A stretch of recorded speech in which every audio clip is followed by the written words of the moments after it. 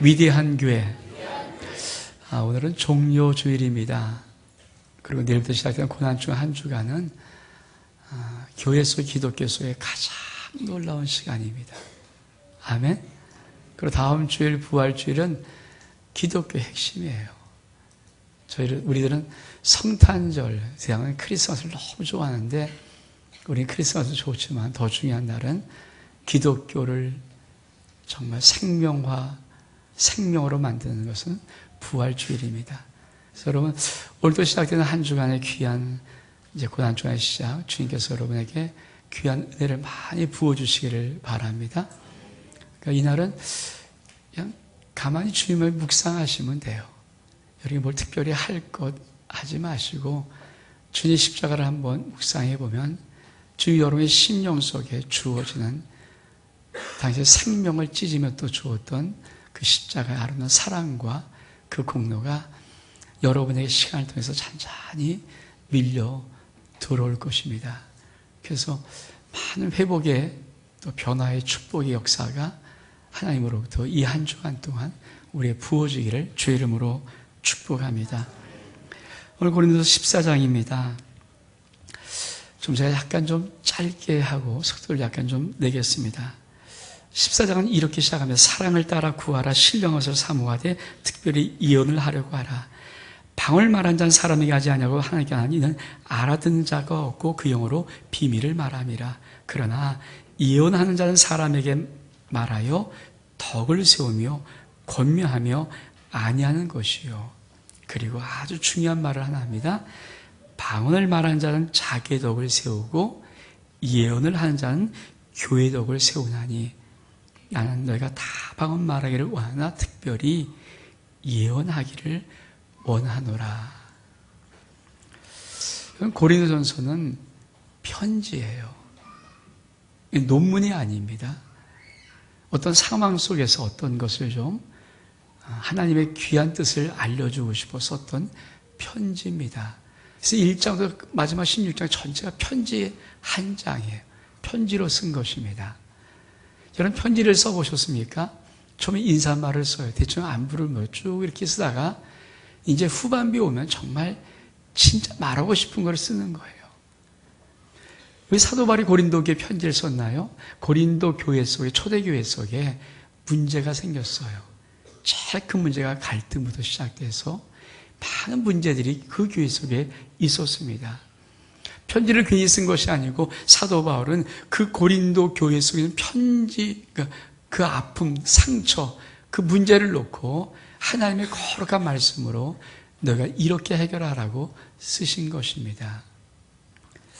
14장은 전체가 방언과 예언에 대한 은사의 두 가지를 끄집어내요. 근데 여러분, 이거는 방언과 예언, 방언 좀 덜하고 예언, 이런 말이 아닙니다. 편지를 말씀드렸죠. 편지를 왜 썼는가? 고린도교의 분쟁과 문제가, 아픔의 문제, 어린아이 같은, 육신에 속한 자 같은 문제들이 끄집어 있어서 사도 바울이 그들을 정말 하나님의 뜻을 이끌기 위해 쓴 것입니다. 12장의 은사가 9가지를 봤습니다. 다 하나님 도운 것이고 성령께서 그 뜻대로 각 사람에게 나눠주시는 것이지 우리 인간이 기도하고 노력해서 쟁취하는 것이 아닙니다. 성령 하나님이 뜻대로 나눠주는 것입니다. 그 은사가 지혜 은사부터 방언 통역까지 9가지가 있어요. 다 소중합니다. 왜? 하나님이 나눠주실 때 이유가 있고 목적이 있거든요. 각 사람에게 유익함을 주기 위해서. 근데 오늘 여러분, 방언과 예언의 은사를 왜 말하고 싶은가? 두 가지 은사를 끄집어서 이렇게 특별하니까 같은 비교하는 것이 아니고 우리가 하나님의 은사를 받을 때부터는 우리가 신령한 세계를 들어갑니다. 그리고 말했던 것이 뭡니까? 사랑장이에요. 우리가 지난주에 봤던 말씀이 사랑, 하나님의 사랑의 색깔을 봤어요. 이건 받는 것입니다. 오늘 제일 첫 번째 말씀이 어떻게 시작돼요? 사랑을 따라 구하라. 네가 하나님의 사랑을 많이 받고 그 사랑을 따라서 하나님께 믿음의 생활을 시작하게 나가면, 그렇죠? 사랑을 따라 구하라는 거예요. 그 다음에 신령한 것을 사모하되, 자, 영적이자 육적인 세계가 있습니다. 육신에 속한 어린아이 같은 세계가 있습니다. 그러나 다 자랍니다. 그 자라는 것을 자꾸 신령한 세계를 정말 사모하면 어떤 것을 구하게 되냐면 특별히 예언을 좀 했으면 좋겠다. 예언의 은사를 말하는 게 아니에요. 물론 이것도 말하겠지만 방언이 갖고 있는 은사의 어떤 특별한 기능과 예언이 갖고 있는 특별한 은사의 기능을 말하면서 사도 바울이 편지의 말림에 정말 본인이 하나님도 받아서 하고 싶은 말을 하고 싶은 것입니다. 그 오늘 제목이에요. 나입니까? 교회입니까? 신앙생활은 초신자 예수 처음 믿는 분들 내중심일 수밖에 없어요. 그리고 맞아요. 정확한 게 맞고 계속 교회로부터 얻어야 되고 하나님께 얻어야 되고 많은 걸 받아 누려야 됩니다. 그래야 자라요. 우리 하나님은 우리 인간들 이 땅에 의항하고 태어나게 했을 때 어린아이 처음부터 효도하는 아이 없어요. 그렇죠? 똥 싸고 오줌 싸고 칭얼거리고 떼쓰고 막. 근데 그런 것이 맞아요. 왜? 그렇게 하고 계속 관심과 사랑을 받고 그러면서 자라는 거예요. 그러나 여러분 25 군대 갔다 온 아이가 괜히 떼쓰고 괜히 뭐 하다가 숨통 부리고 그러면 그거 좀 곤란해요. 그 말을 하고 싶은 거예요. 오늘 이 가운데 있는 분들 가운데 신앙이 아주 어리신 분들, 연약하신 분들, 또 믿음의 처음 단계에 있는 분들, 또 아직 믿음의 과정 속에 있는 분들, 믿음은 좀 시간이 좀 필요하거든요. 하루치 잘하지 않습니다. 이런 분들은 사실은 하나님의 사랑을 많이 받고 교회에 많은 걸 요청하고 교회에 많은 관심과 사랑을 받는 것이 옳고 맞습니다. 근데 그분들도 언젠가 자라날 거 아닙니까? 사랑을 따라 구하면서 신령한 것을 사모하면서 자라갈 때 반드시 요거 하나만 기억해라. 우리 믿음이라는 것은 정지가 아닙니다. 성장하고 끊임없이 자라가는 것입니다. 전 여러분의 믿음이 자라기를 축복합니다. 여러분 믿음이 성장하기를 축복합니다. 근데 여러분 어디까지를 성장해야 될 것인가? 그거를 말하고 싶어서 이 고린도 14장의 방언과 예언이라는 은사 두 개 가지고 한번 비교해 주는 거예요. 다 하나님께로 왔습니다. 너무 귀한 것입니다.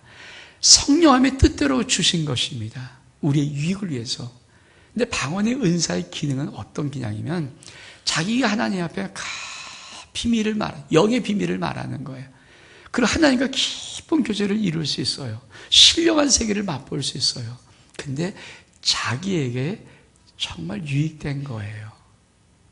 근데 예언은 어떤 은사냐면 성령님이 주시는 놀라운 예언의 은사는 또 한 가지 방언과 좀 다른 기능이 있어요. 그것은 다른 사람을 위해서 덕을 세워주고 다른 사람을 위해서 권면해주고 다른 사람을 위해서 안위해주는 거예요. 위로하고 용기를 북돋우고 은사의 기능이 다릅니다. 다른 걸 왜 비교할까요? 사도 바울은 이 고린도전서의 마지막 편지의 말미에 정말 이제 하나님께서 하고 싶은 말을 성령의 은사라는 아주 신령한 것을 비교하면서 말하고 싶은 것입니다. 여러분, 우리가 신앙이 자라면 하나님으로부터 온 것일지라도 내게 나만 유익되면 안 되는 거예요. 그래서 뭐라고 말합니까? 방언을 말한 자는 자기의 덕을 세우고 예언을 한 자는 교회의 덕을 세운다. 자기 덕 세우는 거 좋아요. 교회 덕 세우는 거 좋습니다. 근데 신앙이 좀 자랐다면, 성장했다면 너의 덕 세우는 것보다 교회 덕 세우는 것이 좀 낫다는 것입니다. 그래서 사도 바울은 뭐라고 말합니까? 난 너희들이 다 방언 말하기를 원하지만 특별히 예언 좀 했으면 좋겠다. 은사를 구하란 말에 그걸 너무 속마음을 보셔야 돼요. 하나님은 너희들이 좀 자라면서 신령한 세계를 좀 자라면서 이제는 주의 몸된 교회가 무엇인가? 주님의 은혜가 무엇인가? 한나라가 무엇인가? 여러분 교회를 한번 생각해 보라는 것이죠. 저는 여러분에게 이런 은혜가 있기를 축복합니다.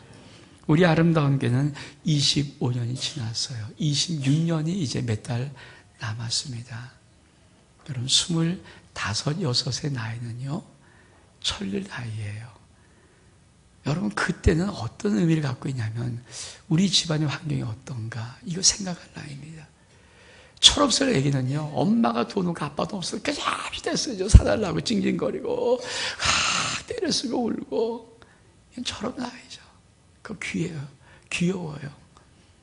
근데 군대 갔다 니까 떼쓰면서 엄마 나 사줘줘. 아유 징그러워요 그거 못 봐주는 거예요. 군에 갔다 와서 날에 불을 맞고 군복무 필요한 그 아이가 그렇잖아요. 이젠 딱 와서는 철들어서 우리 집안이 힘들지, 우리 엄마 힘들지, 야 우리 아버지 너무 힘드신 것 같아. 내 가정을 도와야지. 뭐 이런 마음이 생겨야죠. 이런 마음이 좀 들어야 그 아이가 좀 일도 하고 열심히 뭐 좀 일을 꿈꿔 나가죠. 여러분, 우리의 모든 신앙이 모든 것을 다 교회로부터 받고, 교회가 나를 위해서 이거 해줘야 돼, 이거 해줘야 돼, 이거 해줘야 돼. 전부 다 그러면요. 어린아이 때는 너무 좋은 거예요. 맞아. 그렇게 교회는 해야 돼요. 그러나, 나이가 좀 큰 다음에는요, 솔직히 말해서 그렇게 하면은, 정말 우리가 무엇 때문에 신앙생활 하는지를 몰라요. 오늘이 종료주일입니다. 예수님이 예루살렘에 입성한 날. 예수님이 예루살렘에 입성할 때, 많은 사람들이 손에 종려나무 가지를 흔들면서 호산나 호산나 찬송해 줬거든요. 그걸 기리면서 그 주일을 종료주일이라고 하는 거예요. 여러분 예수님이 왜 예루살렘에 입성한 줄 아십니까? 당신에게 덕을 유익을 끼시려고요? 아니에요. 예수님이 예루살렘에 입성하면 안 돼요. 죽으러 오시는 길이니까. 무서운 길이고 하기 싫은 길이면서 겟세마네 동산에서 눈물로 기도한 거예요. 아버지 할만하시거든 이 자리를 내게서 옮기시옵소서. 할만하시면 제발 좀 옮겨달라고. 너무 힘들고 어려워서. 왜? 죽음을 맞이하는 것이 너무 힘들어서. 그러나 나이 때때로 마옵시고 아버지 원대로 하기를 원합니다라고 예루살렘에 들어오신 이 종료주일은 예루살렘께서 우리 주님께서 죽으러 오시는 길입니다. 어려운 길입니다. 자기 이익을 구하려면 종료주일 필요 없어요. 하나님의 나라의 영광 그리고 우리 모든 인간들의 유익을 구하여서 오는 거죠.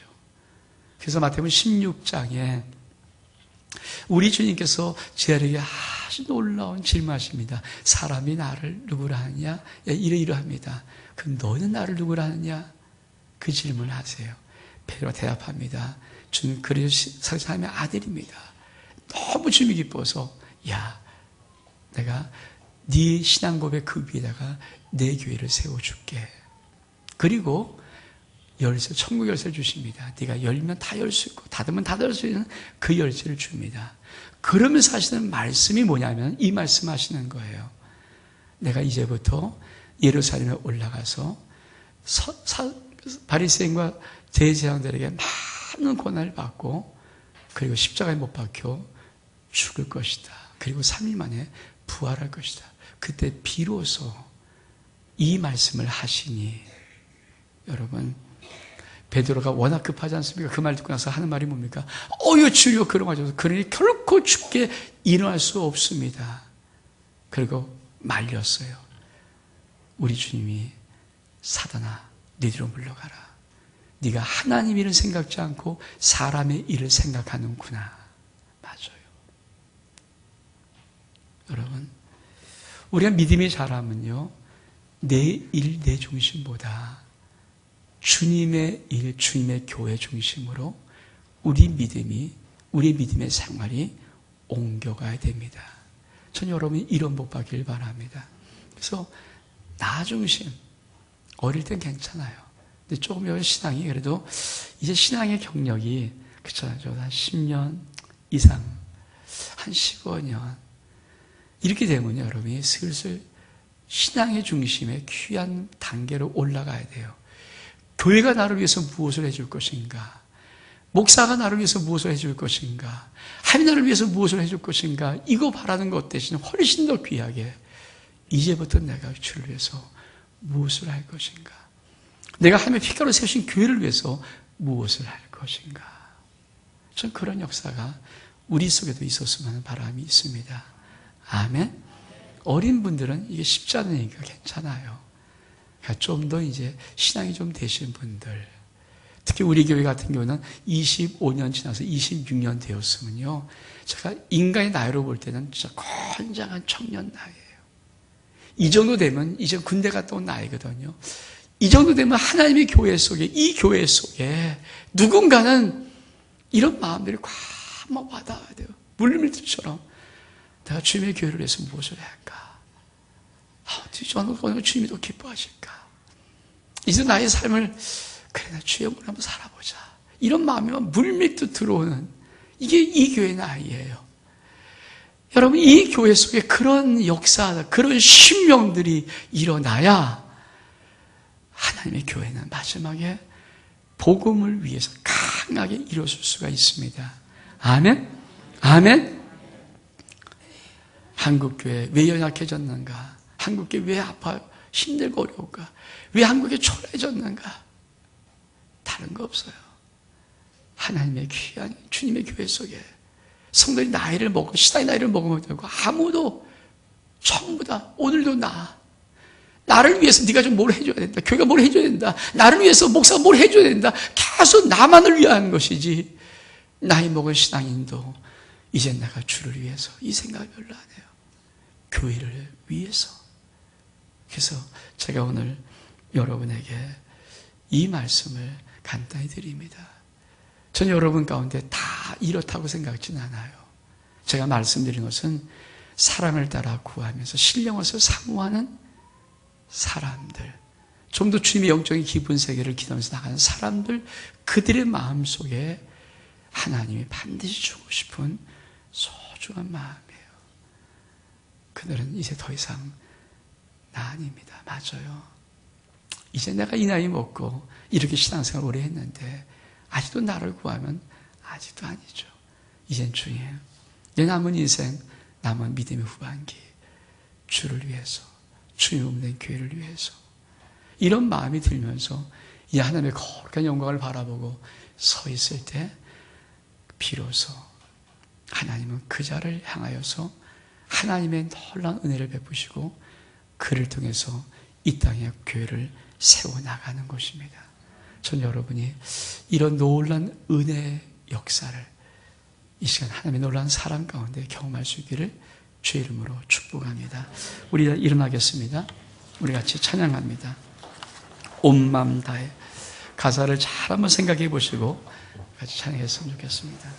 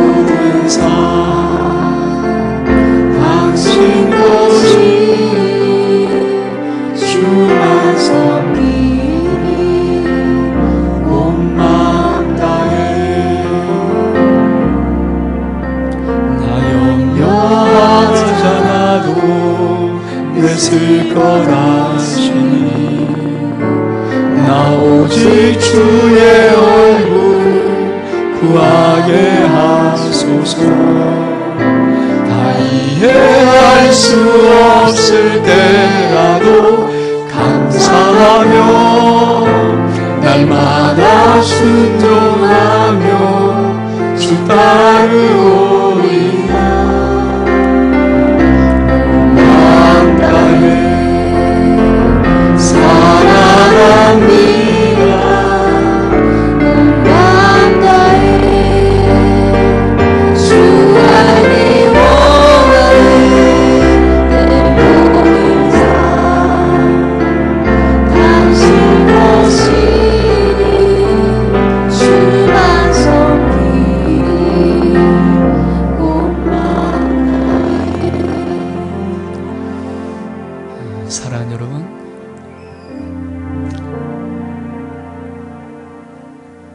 어린아이들, 또 신앙의 초신자들, 처음 예수 믿으시는 분들, 사실 이 말은 별 상관이 없어요. 아니, 나중에 상관이 있겠죠. 그러나 좀 그래도 예수 믿는 시간이 좀 지나가신 분들, 하나님께서 정말 바라는 바람이 뭘까? 하늘의 신령한 은사가 풀어질지라도 나만을 위한 것이 아니고 교회를 위한 것이라는 마음을 갖기를 하나님은 다시 소망하세요. 다시 한번 우리 한번 1절, 2절, 2절로 한번 다시 한번 찬양할 텐데 좀 약간 조용히 좀 불러보겠습니다. 그리고 이 가사 속에 여러분의 고백이 담겨져 고백할 수 있기를 꼭 축복합니다. 우리 한번 조용하게 1절만 다시 한번 찬양하겠습니다.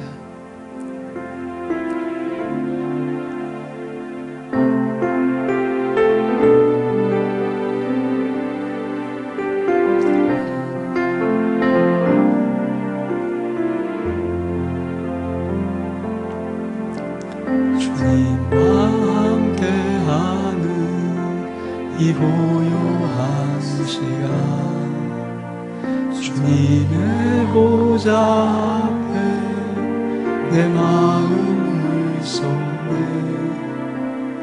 모든 것 아시는 주님께 감출 것 없네 내 안과 정성 다해 주 따르 마음 다해 사랑합니다 온 마음 다해 주 알기 원하네 모든 삶 당신 것이니 주만 섬기리 온 마음 다해 나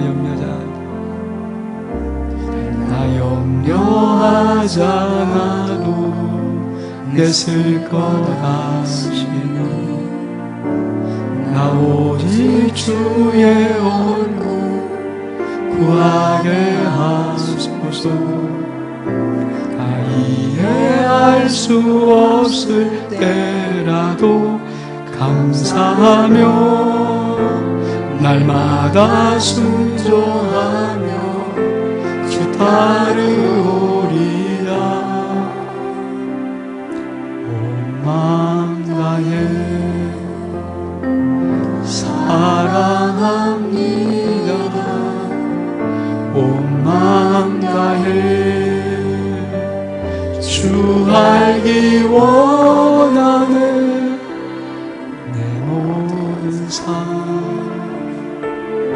당신 것이니 주만 섬기리 온 맘 다해 마음 다해 사랑합니다 온 마음 다해 주 알기 원하네 내 모든 삶 당신 것이니 주만 섬기리 온 마음 다 그렇습니다. 주님 온 마음 다해서 주님 사랑하고 온 마음 다해서 주님도 알기를 원합니다. 내 모든 삶 그래 맞습니다. 주님의 것입니다. 하나님 우리 믿음이 한 걸음 한 걸음 자라갈 때마다 꼭 우리 영혼 속에 이 마음 담아주소서. 주님 내가 아닙니다. 교회입니다. 주님 내가 아닙니다. 주님이십니다. 주님 정말 내가 아닙니다. 나의 모든 삶의 존재 가치 이유 주님이십니다. 이 고백 우리 심령을 살아갈 수 있도록 복내려 주옵소서. 축복하며 예수 그리스도 이름으로 기도하옵나이다. 아멘.